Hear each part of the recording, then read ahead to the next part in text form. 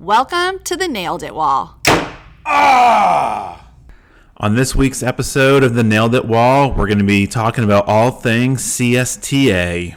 And getting lost in downtown Phoenix and way overpaying for parking. Buckle up and enjoy the ride. Welcome to episode 4 of the Nailed It Wall. I'm Mr. Lane, the STEM guy. I'm Mrs. Schofield. On this week's episode, we're going to talk about all things CSTA. CSTA stands for Computer Science Teachers Association. And this past week, they had their big worldwide conference in our backyard, Phoenix, Arizona. But with every episode, we always love to start off talking about how we nailed it. Now, I went down on Sunday. I had a training that the district paid for me to go for this microbit training. I was so excited. I wasn't really paying attention to the time, and there was a Diamondbacks game on Sunday as well, right at the same time that this conference started. I parked. I was so excited. I got down there. I knew where I was going, and I walked into the 3 wrong buildings. Now, on my travels, as I'm lost trying to get to this thing, mind you, it's like 12:59. I haven't checked in at the CSTA conference yet. And somehow I gathered 2 people from Utah and a person from Utah, and they put all their faith in me to try to get to this right place. Now, with the Phoenix Convention Center, I didn't realize that there was like 3 separate buildings where things might be happening. The first building I went into was just locked up. You couldn't even get in the thing. The next one, it was like a ghost town. It was kind of eerie how there was nobody in there. And the fact that these people put their trust in me, they're like, you're going to get us there. Luckily, I got us to our microbit training 5 minutes late, checked in. The people at CSTA were amazing, getting us all squared away. Now, we're just notorious. We are notorious. Now, after you tell your story, we got to talk about our new rule that we created as a team here. And you want to talk about your experience? Yes, so I had to drive down on Monday, and unlike you, I did not know where I was going. I was just excited that I had figured out it was at the Phoenix Convention Center. So I'm really notorious also for just saying I'll just wing it, which really in general does not typically go well with me. For direction things, but still. The good news was you were super early. You were excited. Super early. We took 2 separate cars just because I was worried about Ryan in case something happened and I had to leave. I didn't want you to have to come with me. So it did not go well for me. So for a long time when I first got down there, first of all, there's tons of construction down there, and there's a lot of one-way streets, which are that you really need to be focused on that. Actually, going home, I almost went down the wrong way. So struggled with that, and I would just pick these random guys in cars that looked like they looked dressed up and maybe were into computer science. There's major profiling happening there. And so if they tended to go the same direction as me for a little while, then I would just kind of follow them a little bit and think, well, they must be going the same place, but none of them. So you're like that creepy person, just totally following people. Creepy person. But then finally, I was so thrilled after passing many parking places. I was just thrilled to find a parking garage that was open. So I went in and I couldn't see any signage about anything about it, and so I just parked and figured I'll figure it out later. And I did when we left. That was really expensive, $24. For that parking spot, which I think is funny because you paid event parking the day before, and that was a whopping what? $15. $15. So a lot more, and it wasn't an event. And then on Monday, parking. I was 1 block past you, I paid $5. And I told you, I was like, go right next to the stadium. You did, but I had already parked. Remember, That's I had true. Already parked, and so then that was pretty awesome. I didn't know how badly I'd nailed that part until getting back to the car. I don't think I've ever seen you so appalled, in terms of the price of that parking. I'm still really bitter about that. If anybody needs to know where some good parking spots are, do not ask me. So then go into the conference, and like you said, the people at CSTA were amazing. So friendly, great check-in process. It was awesome. I get my swag bag, which has really cool things, and then head to the workshop, and you and I had barely touched base about what the procedure was. And for you, it was totally different, right? So you showed up the day before, you went right in, it was seamless. So no reason for us to believe anything different the next day. And so And this is like our first time going to like a major national conference. Yes. And we have no clue how these things work. No and, clue at all. we got Arizona teachers got a scholarship from CSTA, and we're like, oh, I think the days that we can go are Monday and Tuesday. Right. And that was amazing to get the registration covered, and we were so appreciative and really excited. So then I go and sit in the workshop, and I think I'm a good 45 minutes early, maybe a half hour early. I don't know, somewhere around there. Long time, just me and the presenter, and she's doing her thing. And then someone comes to check me in, and I realize I was supposed to actually register for this course. So the lady said, just go up and do that really quick. And so I did go up there. But as I was leaving, the lady said, well, don't forget to bring your purse to pay the $150, which I will tell you, I had not planned on. Yeah. And you thought she was joking. I thought she was joking, so I started laughing, and then she was most definitely very sincere. So I had to decide, do I want to stay for the workshop? Do I want to pay $150?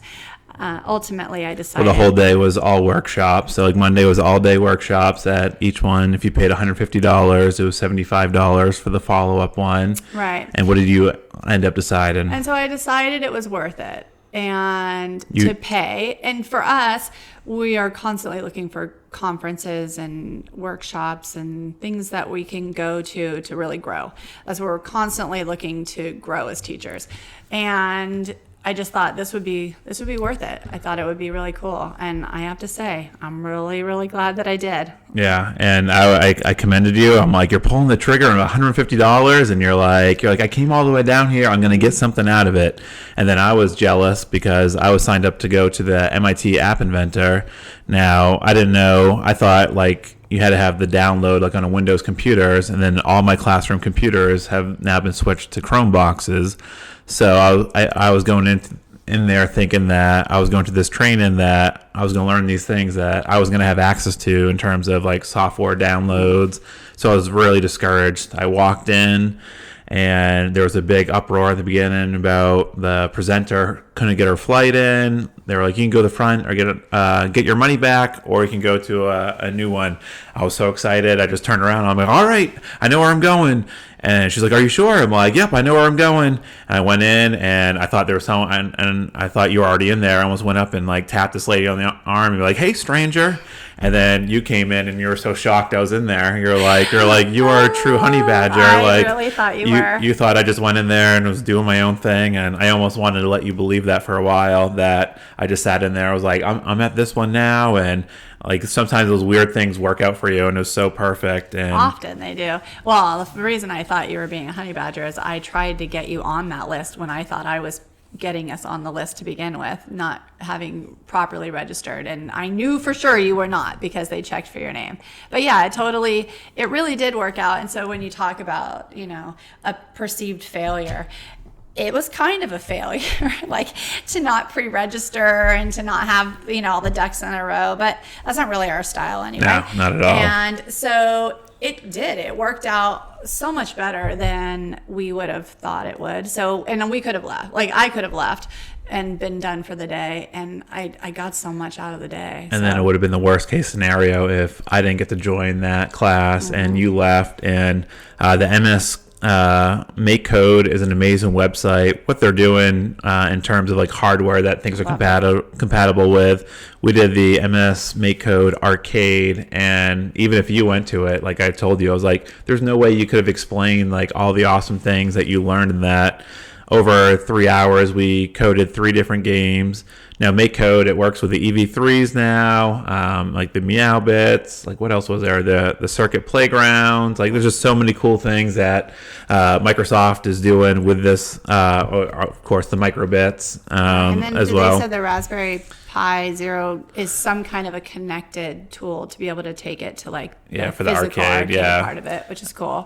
Jacqueline, she was just amazing. Like how she taught this class. We created our first game where it's like a true Game Boy setup, like as your Yeah. controller as you're going through. So it brings back that nostalgia. And literally a big part of my year is like creating Scratchcade games with the Makeys. And for this kind of coming back into play from a code standpoint was just so amazing. And I just absolutely loved how she taught the class. Like, she I gave did us too. the perfect amount of time. She showed us these difficult concepts. She asked like these probing questions, and we walked away with being able to play a game on the Meow Bits, which are love that awesome. thing. They're about $30, and you can take your code and there's like just kind of like with the microbits or the Makeys, there's no software. It's just like a flash drive. You just like flash into your computer. You can download it, so you shouldn't run into any problems like with firewalls for all the schools out there for your districts. And we were playing a game that we coded like within minutes. Right, we were. Well, the other thing is all those things that you were mentioning that work with it, those are all pretty affordable technologies too. The Meow Bits is about $40. The Microbits is, how much did you say? 17, That's 18? yeah, $16. Yeah, super, super, super affordable. So again, when you're trying to put together a space to, get kids coding, do things that complement the other technologies that you're using, that's an incredible resource to find and be able to put to use right away. The Meow Bits, though, that was so cool. To be able to take our game, create it right there, then immediately download that into like a handheld device and be able to actually play it. I just was blown away. It was so cool. No, and it was awesome. You created this princess game, like a maze game. Pretty impressive what you created there. And we got to keep a Meow Bit, which was exciting. That was really exciting. So your cost of the course went down like $35 right there. That's right. Gaining that Meow Bit. I took it to pick up my kiddos who were hanging out with their friends, and they all played it and they all loved it. And immediately they were already asking questions that we as teachers were asking, like for next levels. How can you make this harder? The ability to do different things. And it was awesome that something that always prided us was like what Hadi from code.org always said. The first thing he always said was, the most powerful thing is creating something with code, and it can be in someone's hand around the world, and you don't know what people are doing with that code. And Lily was just absolutely in love with the game, and she just wanted more and more and more. She's like, "Can you download it now?" And I'm like, "Oh, the computer's dead." I was telling her about my fighter playing game, and she's like, "I want to play it now." And it's just so excited to kind of see what a kid going into first grade is just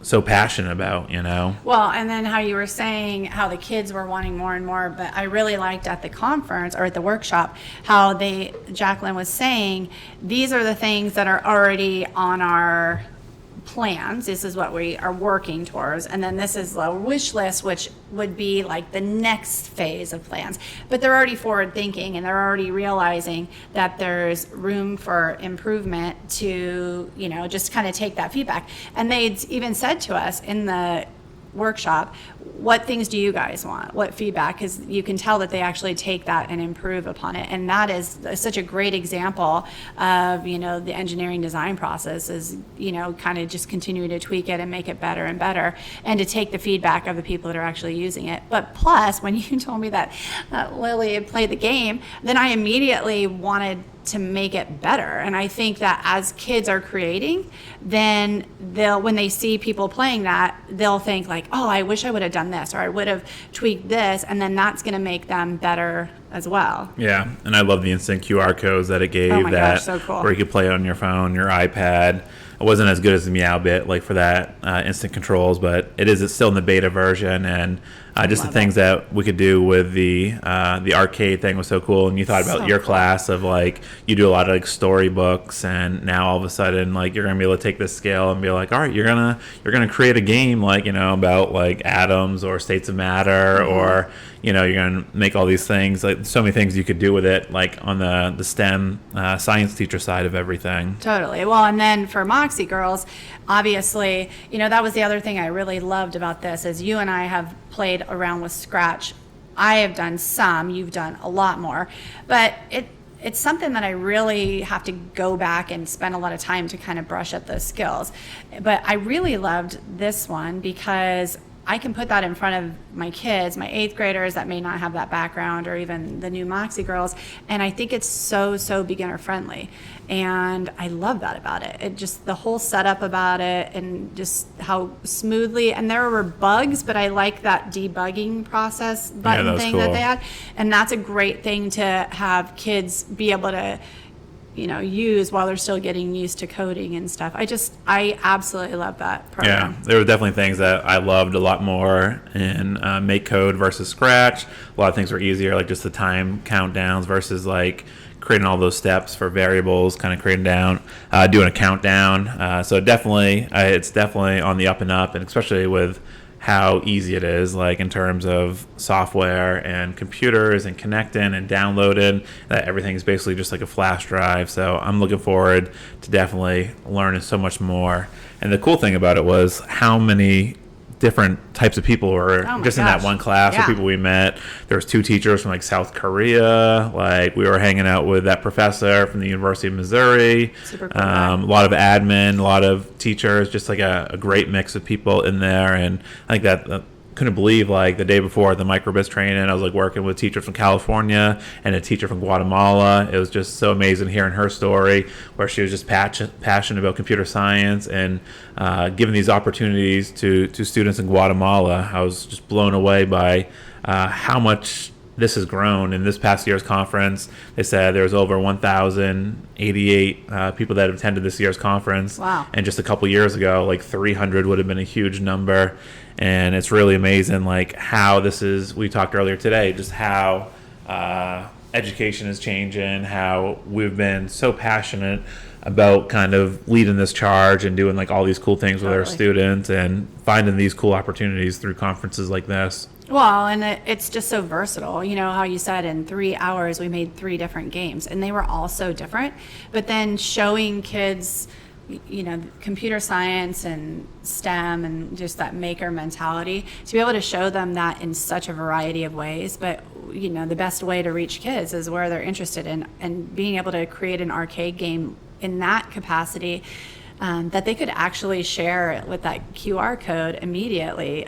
Kids would be so into it, and they're learning a ton, not just about coding, but what is the more important part, I think, is the problem solving and going back and fixing things and making it better, fine tuning it and find your errors and stuff like that, because there were things that we got wrong and we were like, where's the error there? And that was before we found out about the debugging button, and it was cool. Like you had to go back in and really do problem solving to find out where things kind of went off the rails, and that would be so beneficial to kids, and they would love it.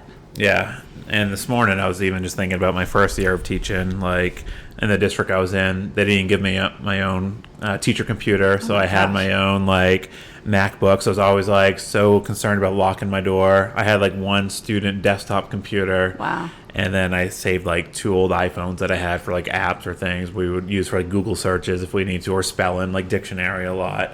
And it was insane. Like now in 10 years, like you think of how far education has come in terms of like almost everyone being one-to-one. You think of how cheap these products have gotten now, like robots. They're like, oh, you can get this robot for $30, and you're literally building these robots from like the motherboard up to like all these different things and connecting it with code. And just my mind was just kind of blown thinking about my first classroom. I was just so excited to have my first classroom, and I had one desktop computer, not even a teacher computer, one desktop computer, and we with class sizes of like 30 to 35. And now we're in an age where digital responsibility is like part of who we are as educators, because it's in everyone's household.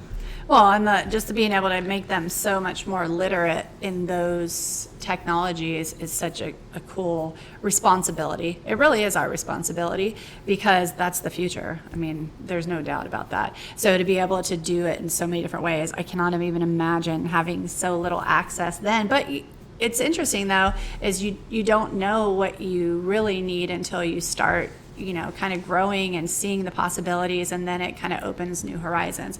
But I also, the other thing that I like about that arcade game thing is not just the coding aspect and the problem solving, but the art thing. How it's the like pixel art, yeah. And like think about that from a kid that maybe is not really into the tech part of it or like the coding, but they would love that artistic expression, and that they would get so much out of that. I loved that. Yeah, and just thinking like as a teacher, like I already know, like you thinking like, you're like, oh, I want to put more levels in. Like, so it's like those things, like it's still in beta, it needs to come out of beta, like, to get those little bugs out there. But the kids would just absolutely lose their mind, like when they get more levels and be able to save like the high score.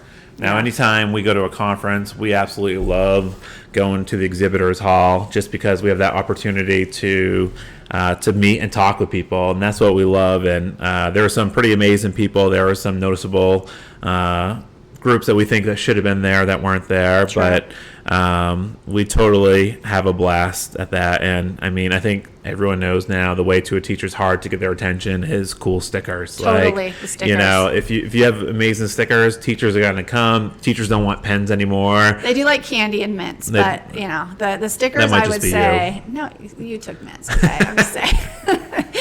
But the stickers, I mean, truly, as simple as that is, and honestly, I don't think our kids are that much different. I think that they have that similar mentality. It's the little things that really get you fired up.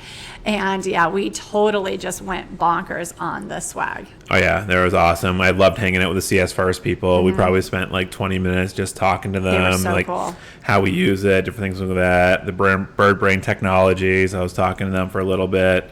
You said I was a little harsh to little bits, like sometimes I just tell people how I think, because people go into these things and like as admins, like, this is the new craze, it's like CS4all, and you can just be bombarded with curriculum because that's where people are going to make their money now on the backside. It's like, oh, we can do this, but curriculum's free. If you look at like San Francisco Unified, like they put out the entire microbit curriculum that's free for taking.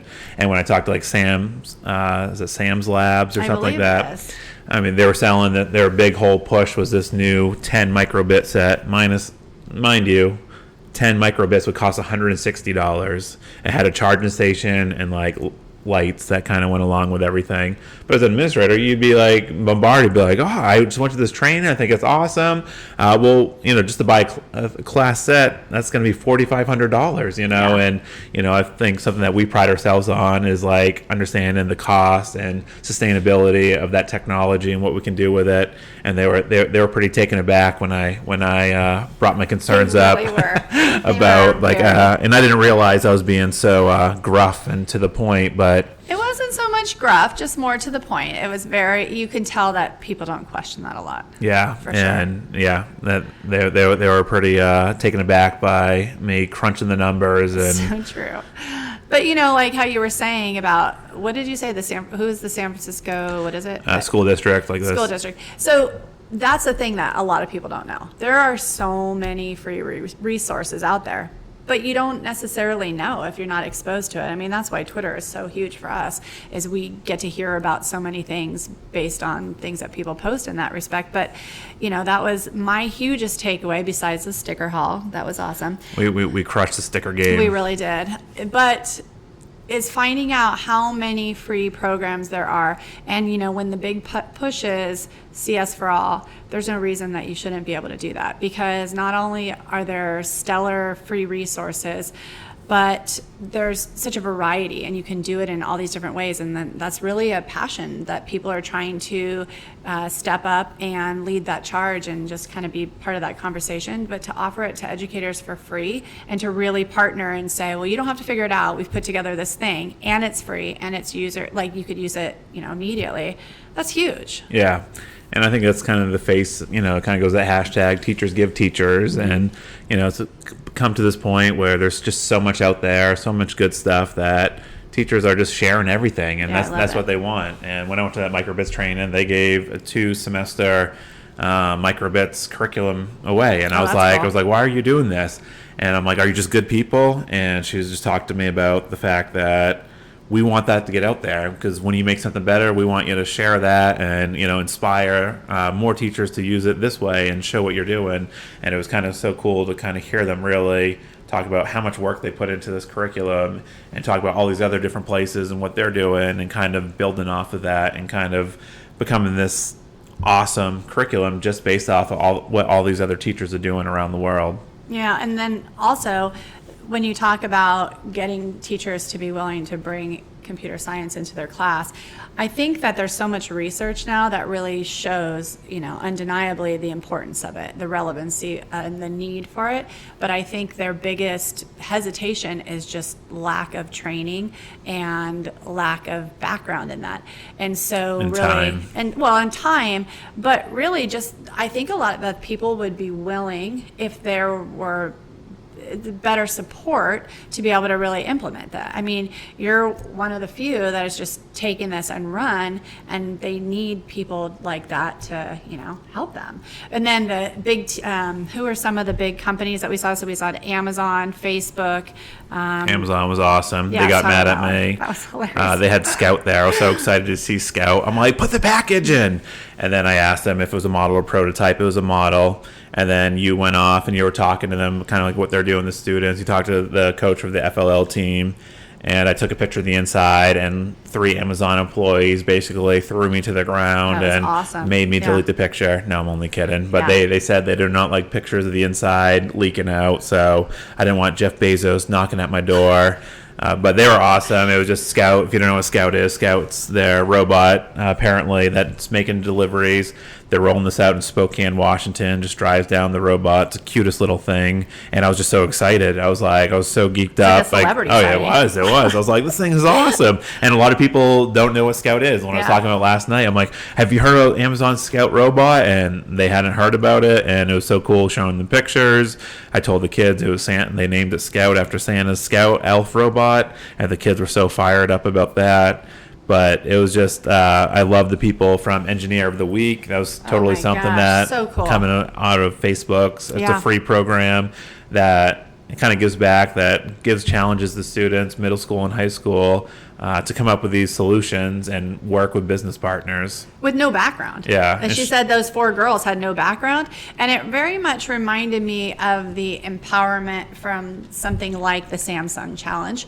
But, this is just such an incredible program to me that it's free, that they have these things. So she said that they either create a prototype or what was the other You know, they thing? come to the end, like they'll come a finished product. Like sometimes Yeah. they'll even give them like the rough, and then I don't know if the Facebook engineers like kind of do the backside of everything. But and that competition that those 4 girls made, they made some kind of an app type thing, right? I don't know, something like that. And then it's was to find like shelters, it's to food find pantries, the food pantries locally. And what an amazing thing. And it was just an idea that it was brought to light. And again, it reminded me of the hack wars that, that American Airlines partners with, but taking groups of kids, giving them an opportunity to find a problem in their community that they connect to, and then, well, what's the solution? What an amazing opportunity for these kids. I love that it's free. Yeah, and I loved like talking to them. I mean, that's what we love to do. We just like love to talk to people. Yeah. Different schools, different big corporations, big, small. Like we'll just sit there and like so many people just come up and listen to us what we're talking about, and me and you are just like going off like with one-liners. Sometimes saying the truth about things I don't want to hear, but like it's good to talk to these people because like That's once true. you have that opportunity, it's such a good time because there's so many things you learned. Even the Microsoft program for like kids that are blind learning Yeah. the code Oh, with that was these so cool. the stack blocks, and it's like, and that's truly CS for all. Yeah, that is. Well, and the other thing I liked, I think sometimes, I don't know, maybe this is just me, but when you go down an exhibitor's hall, you kind of start getting nervous about going to certain tables because you don't want to be sold on everything. You and I got our badges scanned a lot, so I'm sure we're going to be getting a lot of emails. I know. But- in hindsight, I regret that. The whole thing was about protecting your data, and the I was irony. Hashtag irony. But next time I'll talk put in a about- sticker. Hashtag nailed it. So the thing is, though, is that it's hard to believe that there's so many booths that are actually just like, hey, this is free and we want to tell you about it, which is cool. But then even the Wonder Workshop exhibit, they're selling product, they're selling those robots and all kinds of stuff, curriculum. And the guy that was there, who is someone that we follow, which I should He's say, awesome. Brian something, I'm gonna look that up. Really sorry about that. But he was so awesome because I just was telling him, I have these 4 robots that I got, and I really haven't had a chance to dive in. Where can I find good materials for this, just to kind of, have the kids learn about this? And he took so much time to, show me the resources, and took it in so many different levels. And I'm so pumped to be able to use what I have now.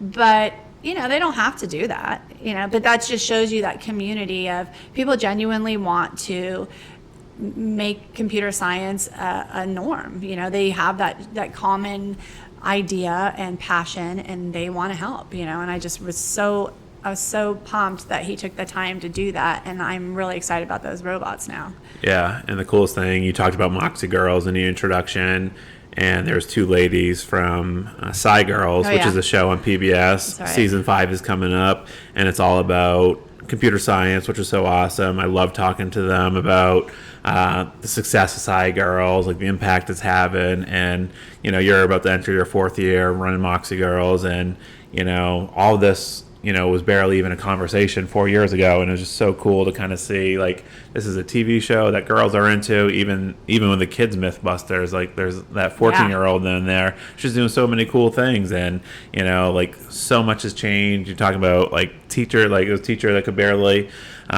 speak English, but he had a smile on his face, and he was there, so cool. And I couldn't imagine how hard that would be to go to this conference, and it just truly kind of embraced everything in terms of drones, robots, unplugged, the conversations about standards. It was pretty amazing. It was a pretty amazing experience, and I'm glad we got to do this in our backyard. I am too. It was pretty awesome. And I think we're going to end it on that note. Join us next week as we dive into our favorite documentary that we have not seen yet, Most Likely to Succeed. If you're like us and you can't get enough of the Nailed It wall, follow us on Twitter. Search for me at Mr. Lane the STEM Guy. And for me at A Positive Proton.